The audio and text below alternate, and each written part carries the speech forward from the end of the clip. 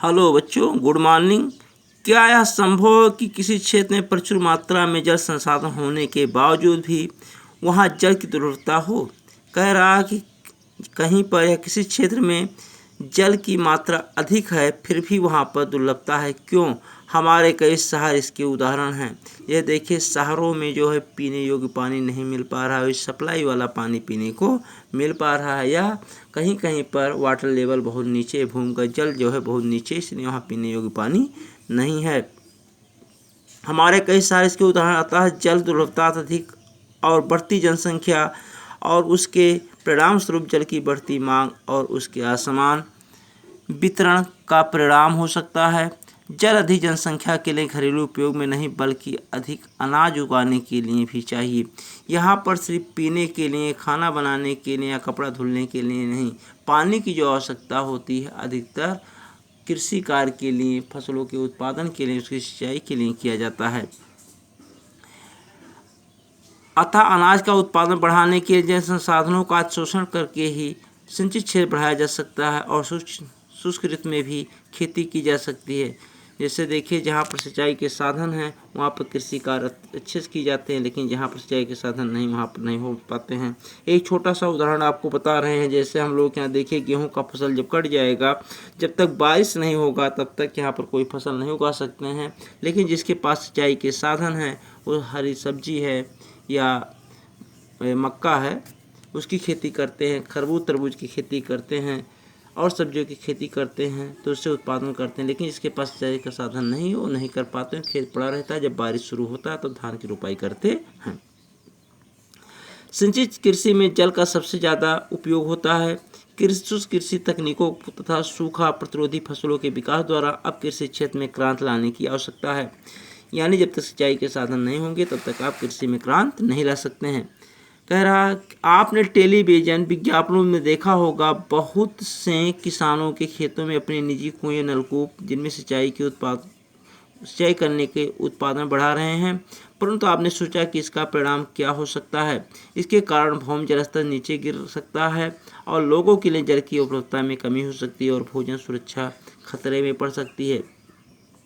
तमाम जगह आप देख रहे हैं, तमाम नलकूप हैं लगाए जा रहे हैं और सिंचाई के साधन लगाए जा रहे हैं, जिससे भूमिगत जल जो है उसकी उपलब्धता कम हो जाएगी और भी समस्या उत्पन्न हो सकती है। स्वतंत्रता के बाद भारत में तेजी से औद्योगिकीकरण, शहरीकरण हुआ और विकास के अवसर प्राप्त हुए। जब से हमारा देश आज़ाद हुआ, औद्योगिकीकरण तो बढ़ा ही, इसके साथ साथ शहरीकरण भी बढ़ा, तो इससे भी तमाम समस्याएं उत्पन्न हो रही हैं। जैसे शहर होंगे तो तमाम उद्योग धंधे, फैक्ट्री लगेंगे, वहाँ पर जल की भी मात्रा अधिक होगी और वहाँ पर इसका संरक्षण नहीं किया जा रहा है। आजकल हर जगह बहुराष्ट्रीय कंपनियां बड़े औद्योगिक घरानों के रूप में फैली हुई हैं। उद्योगों की बढ़ती हुई संख्या के कारण अलवणीय जल संसाधनों पर दबाव बढ़ रहा है। अब देखिए, जितने उद्योग धंधे बढ़ते जा रहे हैं तो अलवणीय जो पीने योग्य जल है, जो नमकीन जल नहीं, खारा जल नहीं है, शुद्ध जल है, उस पर भार बढ़ता जा रहा है, उस पर दबाव बढ़ता जा रहा है। उद्योगों को अत्यधिक जल के अलावा उनको चलाने के लिए ऊर्जा की आवश्यकता होती है और इसकी काफ़ी हद तक पूर्ति जल विद्युत से होती है। वर्तमान समय में भारत में कुल विद्युत का लगभग 22% भाग जल विद्युत से प्राप्त होता है।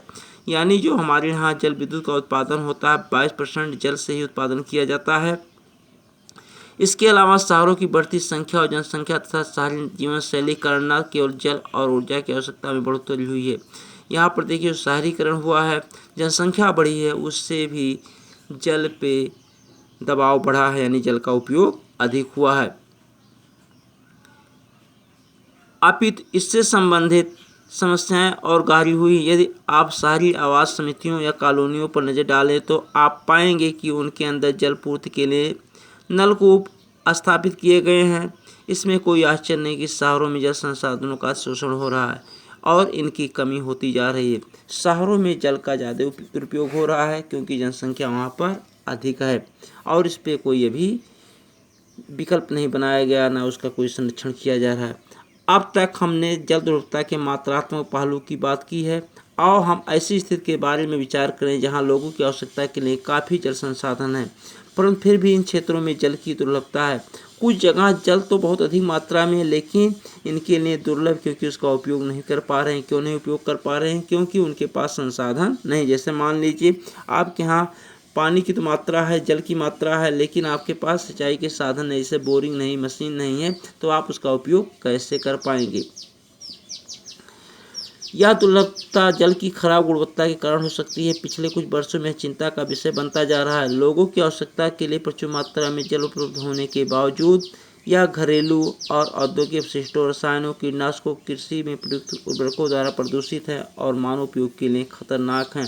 हाँ, कुछ जगह जल तो अधिक है, लेकिन इतना प्रदूषित हो चुके हैं कि उसका हम लोग उपयोग नहीं कर सकते हैं। जैसे तमाम अवशिष्ट पदार्थ होते हैं, नदी, तालाबों, झीलों में फेंक देते हैं, या रासायनिक खाद, कीटनाशक दवाओं का मात्रा कृषि में उपयोग कर रहे हैं, वो भी घुल करके जल में जा रहे हैं, जो हम लोग अगर उपयोग करेंगे तो हम लोग के स्वास्थ्य के लिए बहुत हानिकारक होगा।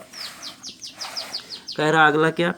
भारत की नदियाँ, विशेषकर छोटी सरिताएँ, जहरीली धाराओं में परिवर्तित हो गई हैं और बड़ी नदियाँ जैसे गंगा और यमुना कोई शुद्ध नहीं है। बढ़ती जनसंख्या, कृषि, आधुनिकीकरण, नगरीकरण, औद्योगिकीकरण भारत की नदियों का दुष्प्रभाव और हर दिन गहराता जा रहा है। इससे संपूर्ण जीवन खतरे में है। एक रिपोर्ट के अनुसार बता रहा है कि जो हमारे यहाँ नदियों का पूजा किया जाता है, माँ का उपमा दिया गया, गंगा मैया, यमुना मैया, सरजू मैया, उसको भी दूषित कर दिए हैं। मान लो जनसंख्या अधिक हो जाने के कारण तमाम इसमें कूड़ा करकट या फैक्ट्रियों के कचरे उसमें डाले जा रहे हैं, जो वहाँ का जल अशुद्ध हो गया है।